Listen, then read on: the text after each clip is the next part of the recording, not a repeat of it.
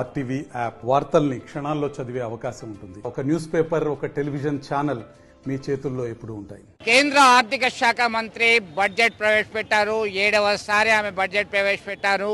దీంతో income tax slab రేట్లలో కొంత ఫ్లక్చుయేషన్ ఉంది. ఆంధ్రప్రదేశ్ పునర్విభజన చట్టంకి సంబంధించి ఇచ్చినటువంటి హామీలు, ఆ చట్టంలో ఉన్నటువంటి అంశాలు అమలు చేస్తా అన్నారు.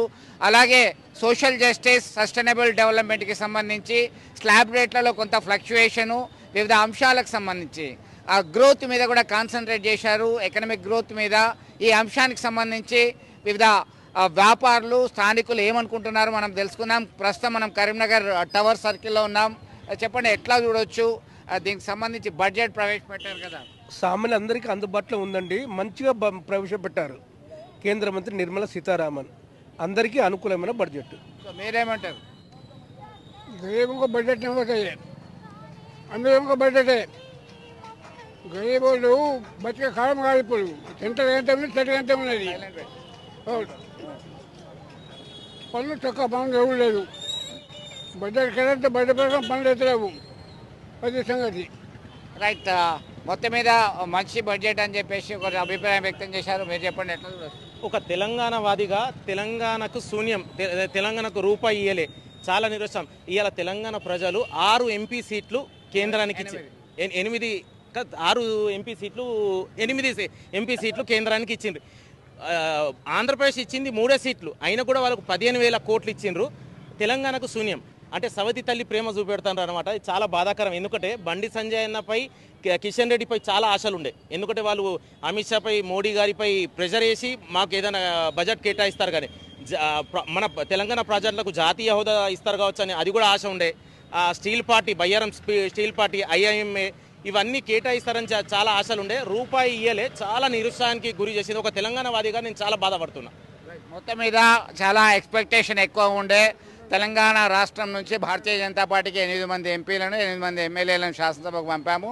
చాలా ఎక్స్పెక్టేషన్స్ ఉండే. అయితే అంచనాలకి అనుగుణంగా బడ్జెట్ లేదని చెప్పేసి కొంత నిస్పృహ, నిరాశలు వ్యక్తం చేయడం జరుగుతుంది. సో మీరు చెప్పండి, ఎట్లా చూస్తారు దీనికి సంబంధించి? వ్యాపారులకి, వాణిజ్య వ్యాపారులకి ఎట్లా ఉపయోగకరంగా ఉంటుందా? ఇవాళ తెలంగాణ రాష్ట్రంలో 8 బీజేపీ సీట్లు వచ్చినాయి. 8లో వస్తే కాంగ్రెస్ సమానం వచ్చింది. ఇవాళ తెలంగాణ ప్రజలు ఎంతో ఆశ మీద ఉండే. బీజేపీ వస్తుందంటే కేంద్రంలో రాని సంతోషం అనుకోరు, కానీ ఆశ మాత్రం నిరాశింది. ఇవాళ ఐటీ స్లాబ్ ప్రకారం 3 లక్షల వరకు ఎగ్జామ్షన్ పెట్టాడు. అది 5 లక్షల వరకు ఉంటే సంతోషం ఉంటుండే వ్యాపారస్తులు. ఇవాళ జిఎస్టీ, డీజిల్, పెట్రోల్ తగ్గుతుందని చెప్పి ఆశ పెట్టుకున్నారు అందరూ. రాష్ట్రం మొత్తం, ఇండియా లోపల మొత్తం బీజేపీ వస్తే మళ్ళీ జిఎస్టీల పరిధిలోకి వస్తుంది డీజిల్, పెట్రోల్ అని చెప్పి ఇవాళ నిత్యావసర వస్తువులు పెరగడానికి కారణం బీజేపీ. ఎందుకంటే వాస్తవం చెప్పాలంటే డీజిల్ రేట్లు 100 రూపాయలు, ఇవాళ 97 రూపాయలు, ఇవాళ 110 రూపాయలు పెట్రోలు. రేట్లు అనేది ఎక్కడి నుంచి పెడుతుంది? కిలోకు 3 రూపాయలు, 4 రూపాయలు పడుతుంది. అదే వ్యత్యాసం. దయచేసి కేంద్రం, కర్ణాటకలో కాంగ్రెస్ ప్రభుత్వం ఉన్నది, పెట్రోల్ ధరలు అక్కడ డీజిల్ ధరలు తక్కువనే ఉంది. ఇక్కడ కూడా కాంగ్రెస్ ప్రభుత్వం ఉంది, వీళ్ళు కూడా తక్కువ చేయొచ్చు, ట్యాక్స్ తగ్గించుకుంటే సరిపోతుంది అని చెప్పి గతంలోనే ఆన్సర్ ఇచ్చారు. మేము అంటున్నాం, ఏమంటాం, జిఎస్టీలుగా రమ్మంటున్నాం, జిఎస్టీలు తీసుకురమ్మంటున్నాం. ఇవాళ ప్రభుత్వం ఉంది కేంద్రంలో, బీజేపీ కేంద్రంలో తీసుకున్నప్పుడు అవి ఆట పెట్టినప్పుడు, చట్టం పెట్టినప్పుడు తీసుకోలేదా? అది కూడా ఇప్పుడు దాన్ని కూడా అమలు చేయని సంతోషిస్తారు. ఇవాళ ఇండియా లోపల ప్రజలు మొత్తం సంతోషిస్తారు. వాస్తవానికి 100% ఇది స్లాబ్ పద్ధతి. మళ్ళీ తెలంగాణకు ఒక పైసా బడ్జెట్ కూడా ఇవ్వాలి. ఇవాళ 15,000 కోట్లు ఆంధ్రకి ఇచ్చారంటే, అంటే ఆంధ్ర మీద చేపట్టి ఇవాళ ప్రభుత్వం ఉన్నది కాబట్టి ఆంధ్రకు 15,000 కోట్లు ఇచ్చినట్టు. ఇవాళ తెలంగాణకు లేదన్నట్టుగా, మొండి చూపన్నట్టుగా, మొండి చేయించినట్టు. ఇది పద్ధతి కాదు. కేంద్రం ఇప్పటికైనా బడ్జెట్ కొంచెం అది చేయాలి, నెక్స్ట్ బడ్జెట్లో అన్నా చేయాలని చెప్పి ఆశిస్తున్నాను. రైట్. చాలామంది సామాన్య మధ్యతరగతి ప్రజలు కావచ్చు, వ్యాపారులు కావచ్చు, 5 లక్షల రూపాయల వరకు ఎగ్జామ్షన్, ట్యాక్స్ ఎగ్జామ్షన్ మీద ఆశలు పెట్టుకున్నారు. అయితే మళ్ళీ ఎప్పట్లాగానే గత సంవత్సరం ఉన్నట్టుగానే 3 లక్షల రూపాయలకే ట్యాక్స్ ఎగ్జామ్షన్ ఉండడం కొద్దిగా ఇబ్బందికరమైన పరిస్థితి అంటున్నారు. ఆంధ్రప్రదేశ్ మీద అధికంగా ఆధారపడడం వల్లనే అక్కడ అధిక ప్రాధాన్యత ఇచ్చారా, తెలంగాణకి ఎందుకు ప్రాధాన్యత ఇవ్వలేదని చెప్పి ప్రశ్నిస్తున్నటువంటి పరిస్థితి. అలాగే పెట్రోల్, డీజిల్ వాటివి జిఎస్టీ, గుడ్స్ సర్వీస్ ట్యాక్స్లోకి ఇది ఇస్తే రేట్లు తగ్గేటువంటి అవకాశం ఉంటుంది. అన్ని రకాల రేట్లు పెరగడానికి డీజిల్, పెట్రోల్ ప్రైస్ హైక్ కావడమే అని చెప్పి వారు అభిప్రాయం వ్యక్తం చేస్తున్నారు. మరికొంతమంది వ్యాపారులు మీరు చెప్పండి, ఎట్లా చూడొచ్చు కేంద్ర ఆర్థిక శాఖ మంత్రి బడ్జెట్ ప్రవేశపెట్టారు? ఆశాజనకంగానే ఉన్నది. మధ్యతరగతి వ్యాపారస్తులకు మాత్రం చాలా మంచి పరిణామంగా భావించవచ్చు.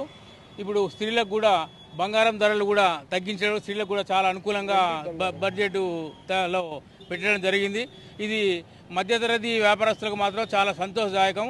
ఇది పెట్రోల్ అంటారు, పెట్రోల్ అంటే ఈ గవర్నమెంట్ ట్యాక్స్ దించేస్తే పెట్రోల్ ఆటోమేటిక్ దిగిపోతుంది. సెంట్రల్ గవర్నమెంట్ లేదు, ఇది స్టేట్ గవర్నమెంట్నే ధరలు దించితే అది ఆటోమేటిక్ ధరలు దిగుతాయి. కొన్ని రాష్ట్రాల్లో కూడా స్టేట్ గవర్నమెంట్ దించి పెట్రోల్ ధర దించడం జరిగింది. ఇప్పుడు ఇక్కడ కూడా గవర్నమెంట్ దించితే మాత్రం పెట్రోల్ తగ్గుతుందని చెప్పి నేను భావిస్తూ ఈ బడ్జెట్ మాత్రం ఆనందదాయకంగా ఉన్నదని చెప్పి నేను చెప్తున్నాను. మిశ్రమ స్పందన వస్తున్నది. దీనికి సంబంధించి బడ్జెట్కి సంబంధించి మరొక స్థానిక నేత ఉన్నారు. చెప్పండి, ఎట్లా చూడొచ్చు? భారతీయ జనతా పార్టీ ప్రభుత్వం మూడోసారి అధికారంలోకి వచ్చిన తర్వాత కొన్ని విమర్శలు వస్తున్నాయి. బీహార్, ఆంధ్రప్రదేశ్ లో ఉన్నటువంటి ప్రభుత్వాల మీద ఆధారపడడం వల్ల అక్కడ అధిక ప్రాధాన్యత ఇచ్చారని చెప్పేసి అయితే మిశ్రమ స్పందన వస్తున్నది. మీరేమంటారు? ముందుగా 7వసారి బడ్జెట్ ప్రవేశపెట్టిన మన మహిళా మణి ఆర్థిక మంత్రి గారికి అభినందనలు తెలియజేస్తూ, ఈ బడ్జెట్ అనేది కేంద్ర బడ్జెటు. దీనివల్ల సామాన్య ప్రజలకు అంటే మధ్యతరగతి వారికి ఎంతో మేలు జరిగింది. స్లాబ్ రేట్లలో కూడా మునుపటి కన్నా గతంలో కన్నా ఇప్పుడు కొంచెం మార్పు చేయడం జరిగింది. ఒకటేసారి మార్పు అనేది అసంభవం, కొద్దిగా మార్పు చేస్తున్నారు. ముఖ్యంగా కొన్నిటిపై సుంకం ఎక్సైజ్ డ్యూటీ తగ్గించడం వల్ల బంగారం వెండి వస్తువులు తగ్గడం. ఈ మధ్య కాలంలో మనం చూసాం బంగారం ఎంత అంటే చాలా హైక్ అయిపోయింది. అలాంటివి పోవడం వల్ల కూడా ముందు శుభకార్యాలు ఉన్నాయి. అందులో కూడా మన సామాన్యులందరికీ కూడా మేలు జరిగే అవకాశం ఉంది. ముఖ్యంగా పెట్రోల్ డీజిల్పై నిర్మలా సీతారామన్ గారు గత నెలలో జీఎస్టీ సమావేశంలో వారు చెప్పారు, రాష్ట్ర ప్రభుత్వాలు అన్నీ అంగీకారం తెలిపితే మేము పెట్రోల్ డీజిల్ను పెట్రోలియం ప్రొడక్ట్స్ను జీఎస్టీలోకి తేవడానికి ఎలాంటి అభ్యంతరం లేదని వారు చెప్పారు.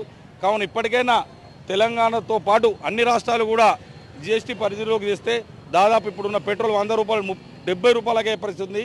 కావున అందరం కూడా మనం అన్ని రాష్ట్ర ప్రభుత్వాల మీద ఒత్తిడి తెచ్చి పెట్రోలియం ప్రొడక్ట్స్ను జీఎస్టీ మీద తెచ్చడానికి ప్రయత్నం చేయాలి. ఏది ఏమైనప్పటికీ కూడా కేంద్ర ప్రభుత్వం ఆలోచించి కేవలం ఒక మన తెలంగాణకు సంబంధించిన విషయం కాదు, కేంద్ర బడ్జెటు దానిలో ఒక ముఖ్యమైన విషయం ఆంధ్రప్రదేశ్ పునర్విభజనంలో ఉన్న హామీలను నెరవేర్చడానికి వారు హామీ ఇచ్చారు. దానిలో తెలంగాణకు లాభం వచ్చే చాలా స్కీములు కూడా ఉన్నాయి. దానివల్ల కూడా తెలంగాణ అనేది అభివృద్ధి పదంలో పోతుంది. అంతేకాకుండా రేపు ప్రవేశపెట్టబోయే రైల్వే బడ్జెట్లో కూడా కరీంనగర్ హసన్పర్తి అనండి, కరీంనగర్ మనోరాబాద్ కూడా ఎక్కువ నిధులు వస్తున్నాయని ఆశిస్తాం.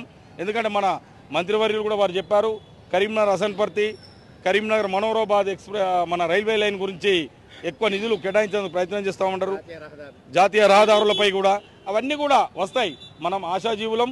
కేంద్ర ప్రభుత్వం ఖచ్చితంగా తెలంగాణ అభివృద్ధి పదంలో నడవడానికి సాయశక్తుల భారతదేశాన్ని ఏ విధంగా ముందుకు తీసుకుపోతుందో తెలంగాణను కూడా ఆ విధంగా ముందుకు తీసుకోవడానికి 8 మంది పార్లమెంట్ సభ్యులు కూడా కృషి చేస్తారు. తెలంగాణకు కూడా కేంద్ర ప్రభుత్వ వాటాలో ఖచ్చితమైన వాటా బడ్జెటే కాకుండా బడ్జెట్ తర్వాత కూడా కేటాయింపులు జరుగుతాయి. తెలంగాణ కూడా సుభిక్షంగా తయారు కావడానికి ప్రయత్నం చేస్తారు. మొత్తం మీద మిశ్రమ స్పందన వచ్చింది. గూడ్స్ సర్వీస్ ట్యాక్స్లో భాగంగా రాష్ట్రాలన్నీ కూడా అంగీకరిస్తే ఖచ్చితంగా పెట్రోలియం ప్రోడక్ట్స్ జీఎస్టీ పరిధిలోకి వస్తాయి. తద్వారా బడ్జెట్ కావచ్చు, ఫ్యూయల్ రేట్స్ కావచ్చు తగ్గేటువంటి అవకాశాలు ఉన్నాయి. ఇవన్నీ కూడా ఒకదాని మీద ఒకటి డిపెండెంట్ ఉన్నటువంటి మార్కెట్ సిచ్యువేషన్ గురించి చెప్పడం జరిగింది. ఆశావాహ దృక్పథంతో వారు అభిప్రాయం వ్యక్తం చేశారు. కస్టమ్స్ సుంకాలు, ఎక్సైజ్ సుంకాలు తగ్గించడం వల్ల కొన్ని నిత్యావసర వస్తువులు కూడా తగ్గేటువంటి అవకాశం ఉంది. పర్టికులర్గా ఇప్పుడు ఉన్నటువంటి హైక్ అవుతుంది, నిరంతరం పెరుగుతున్నటువంటి బంగారం వెండి ధరలు వెంటనే తగ్గేటువంటి పరిస్థితి కనబడుతుంది అనేటువంటి అభిప్రాయం వ్యక్తం చేశారు. రైల్వే బడ్జెట్లో కూడా మనకి తెలంగాణకి మంచి కేటాయింపులు జరిగేటువంటి అవకాశం ఉంది. జాతీయ రహదారుల్లో కూడా కేటాయింపులు ఎక్కువగా జరుగుతాయి. రోడ్డు రవాణా అభివృద్ధి జరుగుతుంది అని చెప్పి వారు అభిప్రాయం వ్యక్తం చేయడం జరిగింది. మొత్తం మీద తెలంగాణకి శూన్యహస్తం అని చెప్పేసి కొంతమంది అభిప్రాయపడ్డారు. ఆశావాహ దృక్పథంతో ముందు ఇంకా మరిన్ని నిధులు కేటాయించే అవకాశం ఉంది. ఎందుకంటే ఫైనాన్స్ కమిషన్ కూడా నిధులను మంజూరు చేసే అవకాశం ఉంది. కేంద్ర రాష్ట్రాల మధ్య వచ్చేటువంటి ఆదాయాన్ని ప్రతి సంవత్సరము మన దేశానికి ఎంత ఆదాయం వస్తుంది, ఎంత ఖర్చు ఉంది, దాన్ని మనం బడ్జెట్ రూపంలో ఆదాయ వ్యయాల పట్టికనే మనం బడ్జెట్ అంటున్నాము. బడ్జెట్ అనేటువంటిది బొగట్టా అనేటువంటి ఫ్రెంచ్ పదం నుంచి తీసుకున్నటువంటి ఇంగ్లీష్ పదమే బడ్జెట్. ఆ బడ్జెట్ని ఎప్పుడెప్పుడు ప్రవేశపెడతారని ఆశతో ఎదురు చూస్తున్నటువంటి సామాన్య మధ్యతరగతులు, వ్యాపారులందరూ కూడా వారందరూ కూడా బడ్జెట్ని అబ్జర్వ్ చేశారు. బడ్జెట్ మీద వారి అభిప్రాయాలు వ్యక్తం చేస్తున్నారు. మిశ్రమ స్పందన మనకి వ్యక్తమైంది.